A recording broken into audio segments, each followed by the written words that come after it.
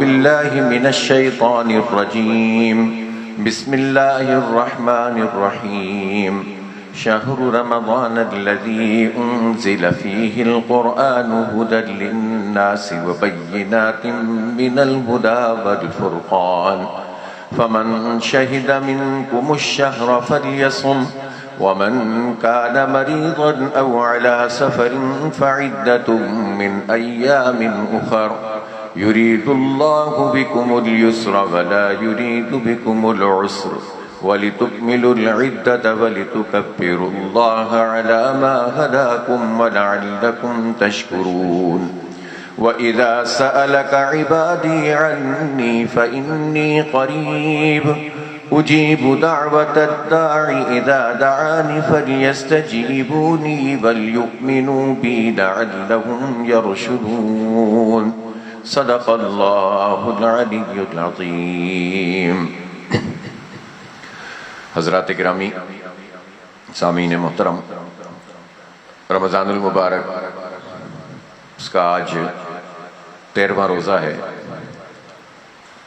اور بہت تیزی سے یہ مہینہ بھی گزر رہا ہے. سب سے پہلے تو ہم اللہ تعالیٰ سے یہ دعا کرتے ہیں کہ جتنے روزے رکھے ہیں، جتنی عبادات کی ہیں، جتنی نمازیں پڑھی ہیں، جتنا قیام کیا ہے، اس سب کو اپنی بارگاہ میں قبول فرما لے، اور جو دن رہ گئے ہیں ان دنوں میں بھی وہ عمل کرنے کی توفیق دے جو تیری رضا اور خوشنودی کا باعث بنے، اور اس کے نتیجے میں ہماری مغفرت ہو جائے. جیسا کہ نبی پاک صلی اللہ علیہ وسلم نے فرمایا کہ اس کا پہلا عشرہ، پہلے 10 دن رحمت کے ہیں، دوسرے 10 دن مغفرت کے، اور تیسرے 10 دن آتش دوزخ سے نجات کے ہیں. یہ جو علیحدہ علیحدہ متعین کر کے بتایا جاتا ہے، اس کا مطلب یہ نہیں ہوتا کہ باقی دنوں میں کچھ اور ہوتا ہے. اللہ کی رحمتیں تو ہر وقت ہیں، اس کی طرف سے مغفرت کا اعلان تو رمضان کے علاوہ بھی ہو رہا ہوتا ہے، اور جہنم کی آگ سے نجات کے پروانے بھی جاری ہوتے ہیں. لیکن رمضان المبارک کی خاص فضیلت یہ ہے کہ اس میں اللہ تعالیٰ اعمال جو کچھ بھی ہم کرتے ہیں اس کے درجات کو بڑھا دیتا ہے. اور وہ سفر جو برسوں میں آدمی اپنی ریاضت، محنت، عبادت کے ذریعے کرتا ہے، شب قدر میں تو لمحوں میں وہ سفر طے کر لیتا ہے. ایک شب کو 1000 مہینوں سے بہتر قرار دے دیا گیا ہے. اس لیے پہلی بات یہی کہ رجوع اللہ کریں، اللہ کی طرف پلٹیں، توبہ اور استغفار کریں. ہم سب اپنے آپ کو خوب جانتے ہیں، ہمارا رب جانتا ہے، اور ہم بھی اپنے آپ کو جانتے ہیں. اس لیے سب خطاؤں کے پتلے ہیں، سب گندگیوں میں گرفتار ہیں، پڑے ہوئے ہیں، اور پورا نظام ہی ایسا ہے. چاروں طرف کی دنیا میں صحیح راستے پر چلنا مشکل ہو گیا ہے. حرام کے راستے کھلے ہوئے ہیں، خرابیوں کے راستے کھلے ہوئے ہیں، بدکاریوں کے راستے کھلے ہوئے ہیں، رشوتوں کے راستے کھلے ہوئے ہیں. اور جن لوگوں کو آزادی اور طاقت حاصل ہے وہ خرابیاں پیدا کرنے کی طاقت ہے. تو جب چاروں طرف حالات یہی ہوں تو اس میں تو دین پر چلنا اور مشکل ہو جاتا ہے. اس لیے زیادہ ہمیں اس بات کی ضرورت ہے کہ ہم اللہ تعالیٰ سے رجوع کریں، توبہ کریں، استغفار کریں. اور توبہ اور استغفار کی شرط یہ ہوتی ہے کہ اپنے گناہوں پر نادم ہو. پہلی شرط یہ ہے توبہ کی کہ اپنے گناہوں پر ہم نادم ہوں. واقعی ندامت ہے کہ نہیں ہے؟ جتنی دعائیں ہم مانگتے ہیں، کتنی دعائیں صرف زبان سے ہوتی ہیں اور کتنی دل سے مانگ رہے ہوتے ہیں، یہ تو آپ خود ہی جان سکتے ہیں، میں ہی جان سکتا ہوں. دوسری شرط یہ ہوتی ہے کہ آئندہ گناہ نہ کرنے کا عزم ہو. اگر دل میں یہ بات ہے کہ گناہ ہم کریں گے دوبارہ اور پھر بھی توبہ کر رہے ہیں تو وہ توبہ قبول نہیں ہوتی. خطا انسان سے سرزد پھر ہو جائے وہ الگ بات ہے، لیکن سچی توبہ ہی نہ ہو تو پھر اللہ تعالیٰ کیوں معاف کرے گا. اور تیسری بات یہ ہوتی ہے کہ اپنے عمل سے اس بات کا اظہار کریں کہ ہم نے واقعی توبہ کی ہے. فوری طور پر کوئی نیکی کا کام کریں، نماز پڑھیں، کوئی صدقہ خیرات کریں اور اس راستے پر چلنے کی کوشش کریں.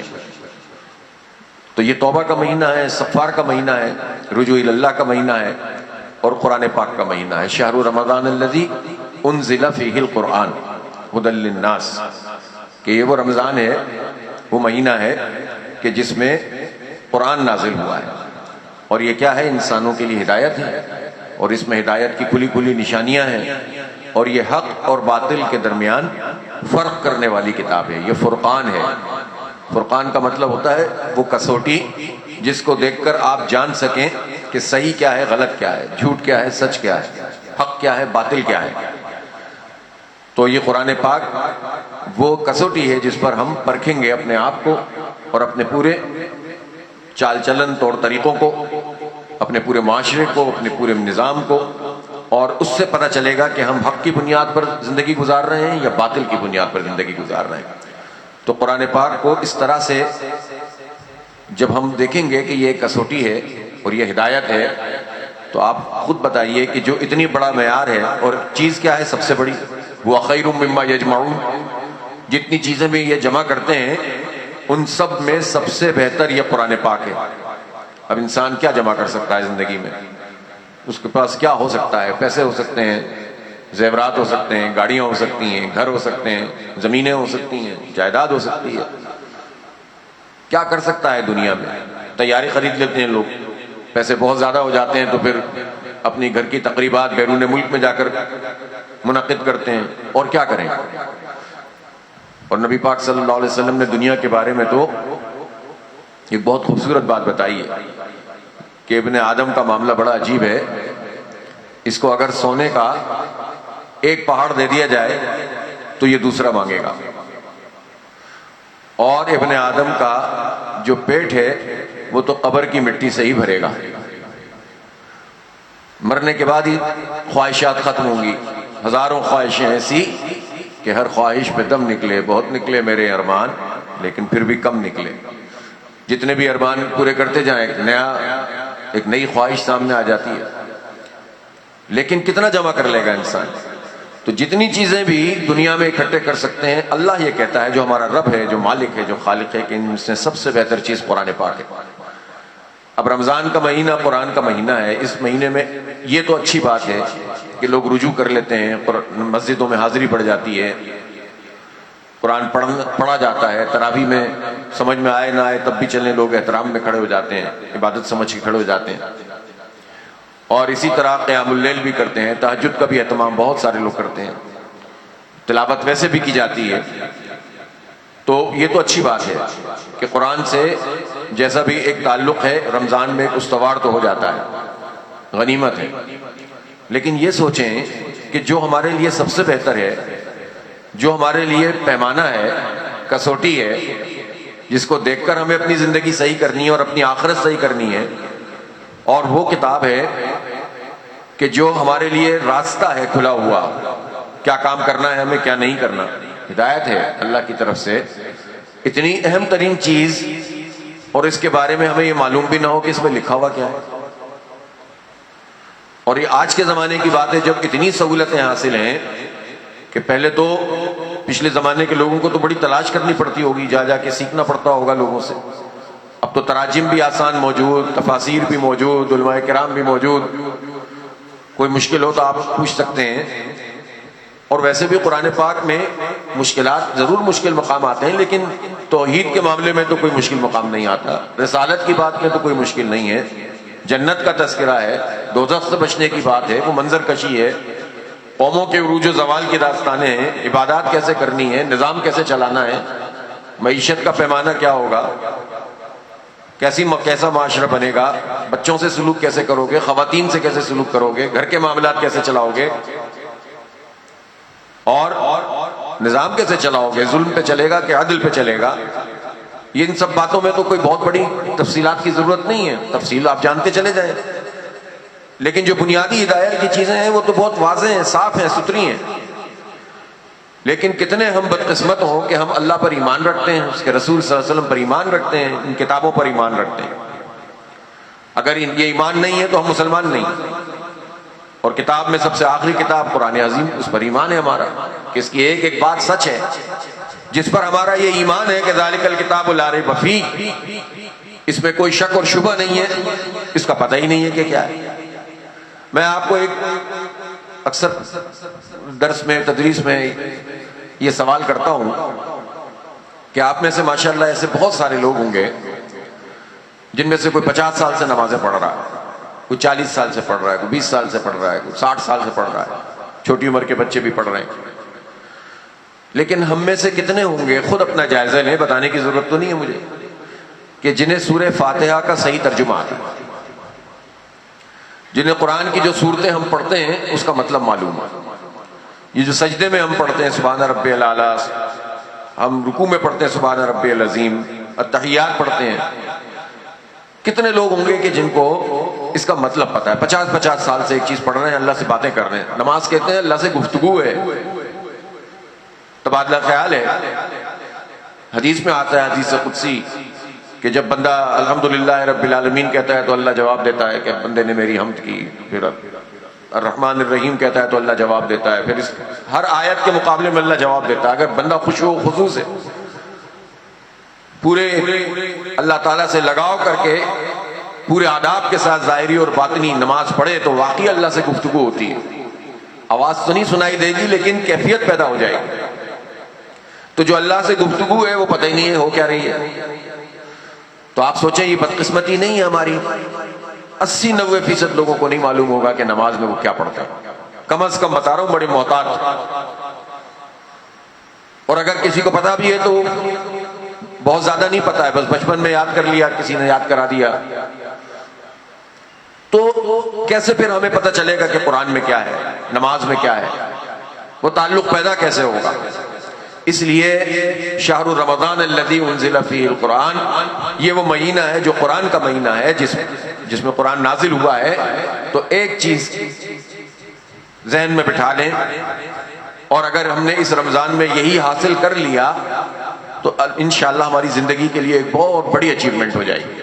وہ یہ کہ ایک تو اس قرآن پاک کو اپنی زندگیوں سے جدا نہیں کریں گے، رمضان کے بعد اس کو لپیٹ کر رکھ نہیں دیں گے، تھوڑا پڑھیں گے لیکن روز پڑھیں گے۔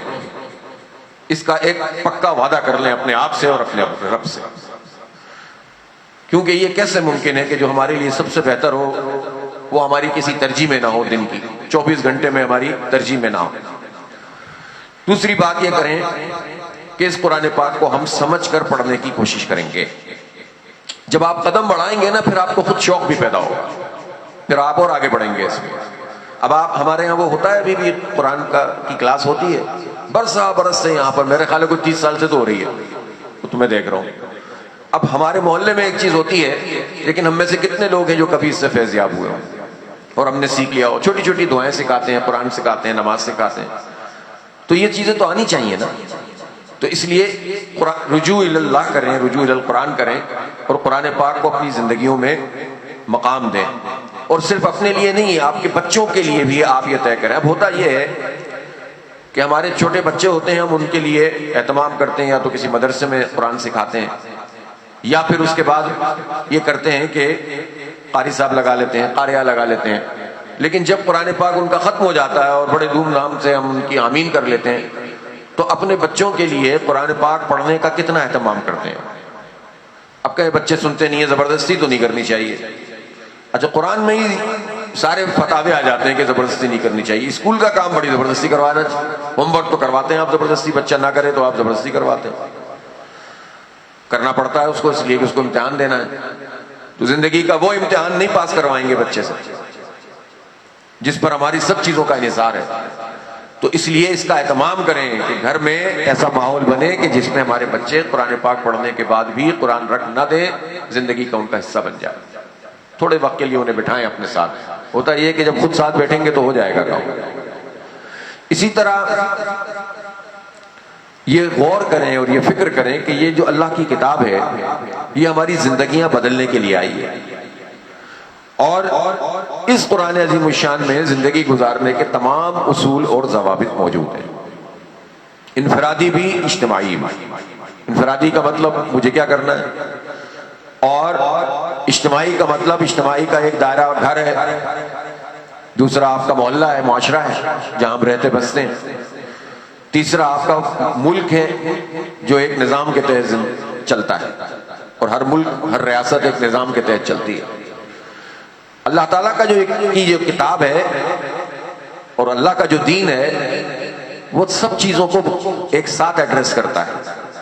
ایسا نہیں ہو سکتا کہ مسجد کے لیے تو الگ دین ہوگا اور عدالت کے لیے الگ دین ہوگا، اسٹاک ایکسچینج کا دین الگ ہوگا اور صدر مملکت جو ایوان صدر ہے اس کا دین الگ ہوگا، وزیر اعظم کا دین الگ ہوگا، ایسا تو نہیں ہو سکتا۔ یہ ایک ہی دین ہے، ان الدین عند اللہ الاسلام، دین تو اللہ کے نزدیک اسلام ہے، اور یہ تمام چیزوں کا الیوم اکملت لکم دینکم واتممت علیکم نعمتی ورضیت لکم الاسلام دینا، جب قرآن پاک 23 سال کی مدت میں نازل ہوا، یہ اختتامی آیات کہلاتی ہیں، جس میں اللہ تعالیٰ نے کہا کہ ہم نے آج کے دن دین کو مکمل کر دیا، الیوم اکملت لکم دینکم، تمہارے لیے یہ جو دین دیا ہے وہ آج ہم نے اس کی تکمیل کر دی، واتممت علیکم نعمتی، اور اپنے نعمت کا اتمام کر دیا ہے، اس سے بڑی کوئی نعمت نہیں ہو سکتی، ورضیت لکم الاسلام دینا، اور اسلام کو تمہارے لیے پسند کر لیا بحیثیت دین کے۔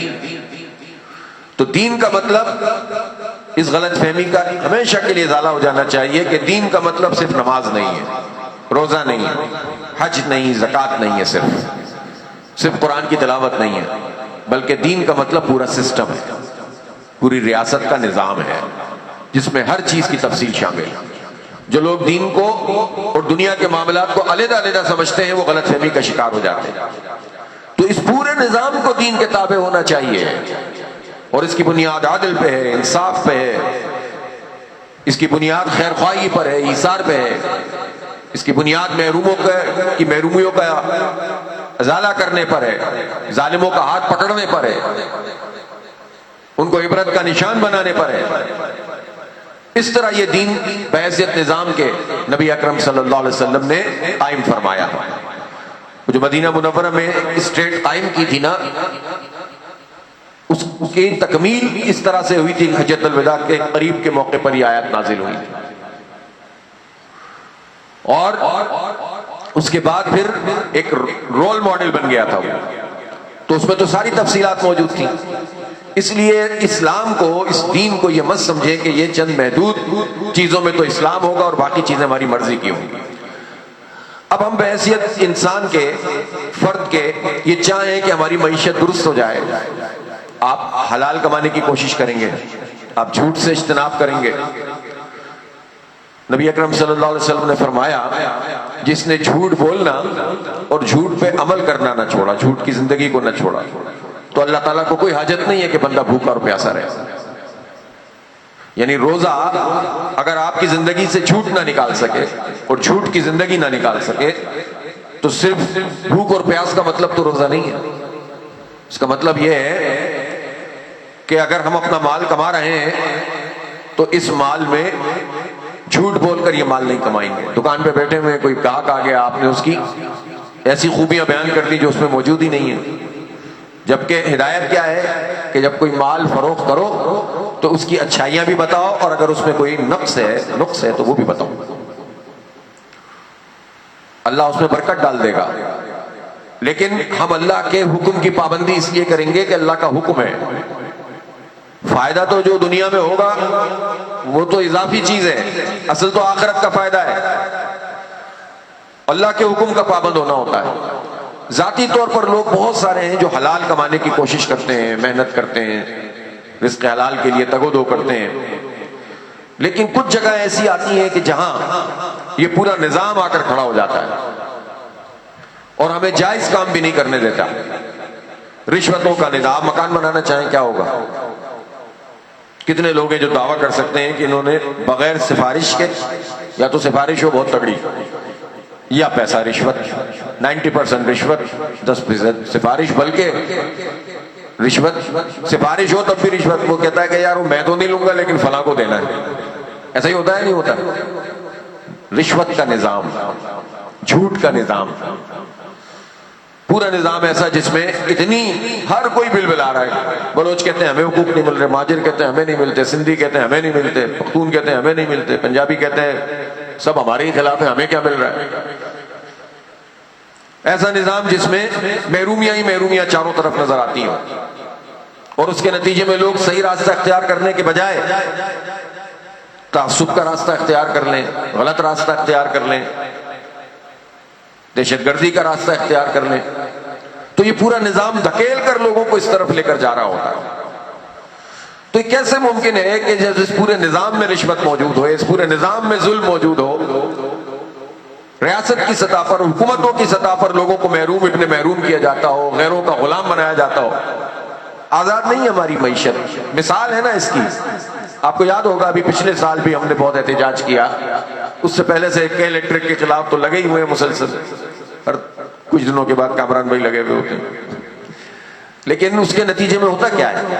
بات تو پہنچ جاتی ہے، کوئی راستہ بھی رک جاتا ہے، لیکن یہ سب ایک دوسرے کا تحفظ کرنے لگ جاتے ہیں. اور کہتے کیا ہے؟ جب ہم نے پورے ملک کی سطح پر احتجاج کیا بجلی کی قیمتوں کے حوالے سے، ابھی گرمیاں آ رہی ہیں، اگلے مہینے کے بلوں سے اندازہ ہو جائے گا آپ کو، تو اس پہ انہوں نے ایگریمنٹ کیا، معاہدہ کیا، یہ کیا وہ کیا، اور کہا کہ ہم ابھی کم نہیں کر سکتے، ہم بہت پھنسے ہوئے ہیں، کچھ بھی نہیں کر سکتے. IMF سے ہم نے معاہدہ کیا ہوا ہے، وہ ہمیں بجلی کی قیمت کم نہیں کرنے دے رہے. IMF کون ہے؟ IMF وہ ہے جس کے ذریعے سے فنڈ بھی ملتا ہے اور پھر دیگر فنڈز کے راستے بھی کھلتے ہیں. اب یہ وہ ادارہ کہ جو بظاہر سہولت کاری کرتا ہے، ڈائریکٹلی اور انڈائریکٹلی بھی وہ بہت ساری چیزوں میں پابند کر دیتے ہیں. پوری معیشت کو انہوں نے جکڑا ہوا ہے. تو جو حکمران طبقہ ہے وہ اس سے نکلنے کے بجائے، ہر حکومت آتی ہے اور مزید قرض لیتی ہے، اور قرض کا سود ادا کرنے کے لیے قرض لیتے ہیں. بجٹ کا بہت بڑا حصہ ہمارا قرض کا سود ادا کرنے میں لگ جاتا ہے. قرض تو چھوڑیے، قرض کا سود ادا کرنے میں، انٹرنل قرض بھی اور ایکسٹرنل بھی. تو یہ جکڑا ہوا سودی نظام، اس سودی نظام میں رہتے ہوئے کیسے ریلیف مل سکتا ہے؟ اور وہ یہ کہتے ہیں کہ جناب ہم پابند ہیں، ہم کچھ کر نہیں سکتے. اب ہم نے کہا بھائی IPPs کو آپ 2000 ارب روپے دے دیتے ہو، یہ پیسہ اگر لوگوں کے اوپر لگاؤ گے تو کتنی ملک میں ترقی ہوگی. ہم تو IPPs سے بات ہی نہیں کر سکتے، ہم نے تو معاہدے کیے ہوئے ہیں. چلے احتجاج کیا، دھرنا دیا، لڑے جھگڑے، تو جا کے انہوں نے بات شروع کی، بات کر لی، تو اس کے نتیجے میں کچھ بینیفٹ بھی مل گیا، پیسے بھی بچ رہے ہیں خزانے کو. لیکن اب کہتے ہیں کہ ہم بجلی کے بل کریں گے، کر نہیں رہے. پھر دے دیں گے دھرنا انشاءاللہ آپ سب لوگوں کے تعاون سے. کم از کم حمایت تو کریں گے نا، ساتھ آئیں گے نہیں آئیں گے تو حمایت تو کریں گے نا. حق اور سچ کی بات ہے نا، میں مثال دے رہا ہوں آپ کو. اب کوئی یہ سمجھے گا یہ ممبر پہ بیٹھ کے آپ نے کیا شروع کر دیا، ابھی لائٹ چلی جائے گی سب کو پتہ چل جائے گا ممبر پہ بیٹھ کے کیا شروع کر دیا. چیزیں دوسرے سے جدا جدا نہیں ہوتی. یہی ہمارا مسئلہ ہے کہ ظلم کی جتنی شکلیں معاشرے میں موجود ہیں اس کو ہم دنیا سمجھتے ہیں، سیاست سمجھتے ہیں، دنیا کے معاملات سمجھتے ہیں، اور اس سیاست کو ان لوگوں کے ہاتھ میں دے دیا ہے جو سیاست کا مطلب جنہوں نے گالی گولی، دھوکہ، چوری، کرپشن، لوٹ مار، مفادات، جنہوں نے سیاست کے معنی بدل دیے، ان کے ہاتھ میں ہم نے وہ سیاست دے دی، اور جس کو صحیح سمجھتے ہیں اس کو وہ طاقت فراہم نہیں کرتے. تو اس لیے یہ ضروری ہے کہ معاشرے میں ظلم کی جتنی شکلیں موجود ہیں اس کے خلاف بھی آواز بلند ہونی چاہیے. یہ دین کا کام ہے. ہمارا دین ظلم مٹانے کے لیے آیا ہے، عدل قائم کرنے کے لیے آیا ہے. اعدلوا هو اقرب للتقوی، حق اور سچ کو بالادست کرنے کے لیے آیا ہے. لیکن اس جکڑے ہوئے نظام میں جب تک ایک بڑی تحریک نہیں بنے گی ان سب لوگوں کو بے دخل کرنے کی کہ جنہوں نے ہمیں غلام ابن غلام بنایا ہوا ہے، جب تک ہم آزاد نہیں ہو سکتے، ہمارا دین آزاد نہیں ہو سکتا. قرآن کے احکامات معطل ہیں. یہ بات میں نے شروع کی تھی، وہ قرآن پاک،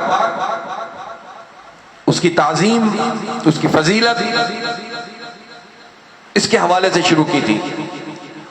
لیکن قرآن پاک جب آپ نے تراویح میں بھی پڑھا ہے، اگر آپ اس کے خلاصہ سنتے ہوں گے، ترجمہ آپ پڑھتے ہوں گے، تو آپ دیکھتے ہوں گے کہ پہلی ہی سورت سے، سورہ فاتحہ ہے، سورہ فاتحہ کے بعد سورہ بقرہ ہے، لمبی سورت ہے، لیکن اسی سورت میں آپ کو بہت سارے احکامات ایسے ملے جو ہمارے معاشرے میں قائم نہیں ہیں، نافذ نہیں ہیں.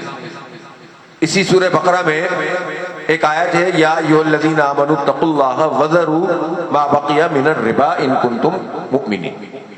اے لوگوں جو ایمان لائے ہو، اللہ کا تقوی اختیار کر دو، چھوڑ دو وہ سارے سود اگر تم مومن ہو. فَإِن لَمْ تَفْعَلُوا فَأْذَنُوا بِحَرْبٍ مِّنَ اللَّهِ وَرَسُولِهِ. اس کا مطلب کیا ہے؟ اس کا مطلب یہ ہے کہ اگر تم یہ کام نہیں چھوڑو گے تو سن لو اللہ اور اس کے رسول کی طرف سے اعلان جنگ ہے. اس جنگ میں تم مبتلا ہو جاؤ گے اگر سود نہیں چھوڑو گے.